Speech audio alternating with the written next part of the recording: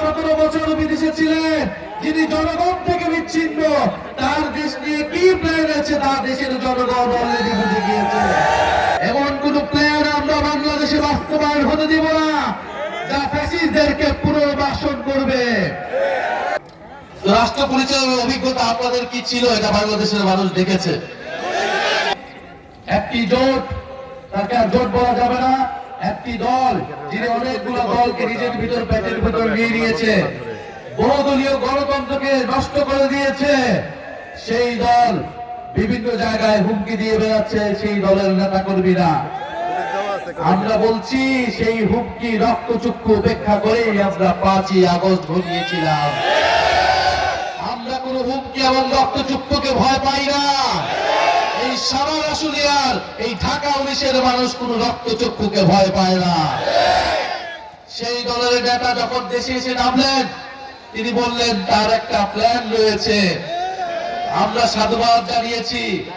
আমরা প্ল্যান থাকলে plan share করেন। আমরা চাই বাংলাদেশ পরিবর্তন হোক। আমরা সম্প্রীতির রাজনীতি করতে চেয়েছিলাম, কিন্তু এখন দেখছি তিনি কোথায় চিনিকল আছে, কোথায় নাই, কোথায় ইপিজেড আছে, কোথায় নাই, বাণিজ্যিক রাজধানী কোনটা কি হবে, কোথায় সোয়াবিন চাষ হয়, কোথায় ভুট্টা চাষ বেশি হয়, উনি কিছুই জানেন না। যার দেশ সম্পর্কে কোনো ধারণা নাই, যিনি 16-17 বছর বিদেশে ছিলেন, যিনি জনগণ থেকে বিচ্ছিন্ন, তার দেশ নিয়ে কি প্ল্যান আছে তা দেশের জনগণ অলরেডি বুঝে গিয়েছে। এমন কোন প্ল্যান করবেন না যে বাংলাদেশকে আবারও পিছিয়ে নিয়ে যাবে। এমন কোন প্ল্যান আমরা বাংলাদেশে বাস্তবায়ন হতে দিব না যা ফ্যাসিস্টদেরকে পুনর্বাসন করবে। এমন কোন প্ল্যান আমরা বাংলাদেশে বাস্তবায়ন হতে দিব না যা বাংলাদেশে আবার আধিপত্যবাদী রাজনীতি তৈরি করবে। নিজেদের জীবন থাকতে আমরা সেই প্ল্যান বাস্তবায়ন হতে দিব না ইনশাআল্লাহ। আপনারা প্রস্তুত হন। আমরা বাংলাদেশের মানুষকে আর কোন প্রতারক, আর কোন বেঈমানদের কাছে আমরা দেশের ক্ষমতা, দেশের দায়িত্ব দিতে চাই না। আপনার একটা কথা বলা হচ্ছে যে অভিজ্ঞতা, রাষ্ট্র পরিচালনার অভিজ্ঞতা।